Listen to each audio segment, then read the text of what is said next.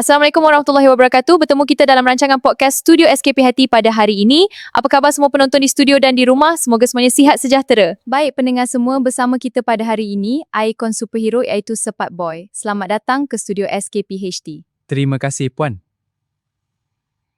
Untuk podcast hari ini, kita akan membincangkan perbuatan atau budaya vandalisme di sekolah. Boleh kita mulakan? Ya, boleh, Puan. Sepahat Boy, boleh terangkan apakah yang dimaksudkan dengan vandalisme? Vandalisme ialah perbuatan merosakkan harta benda seperti meja, kerusi atau dinding sekolah.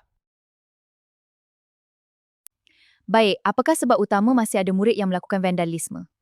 Ada banyak sebab, antaranya mungkin disebabkan bosan, terikut dengan kawan atau tidak memikirkan kesan perbuatan mereka itu. Untuk pertanyaan seterusnya, apakah kesan vandalisme kepada sekolah? Sekolah akan jadi kotor dan rosak. Guru, murid dan seluruh warga sekolah akan rasa tidak senang.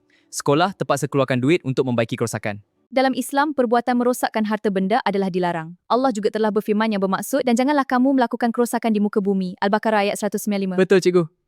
Kita mesti menjaga harta benda sekolah kerana itu satu amanah. Jadi, apa yang patut kita lakukan untuk mencegah kegiatan vandalisme ini? Baik, bagi saya, pertama, kita mesti menjaga harta benda sekolah.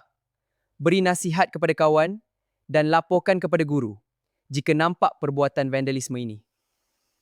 Alhamdulillah, begitu banyak isi perbincangan kita tentang masalah vandalisme ini. Terima kasih sekali lagi pihak studio SKP HT ucapkan. Semoga bertemu lagi di lain siaran.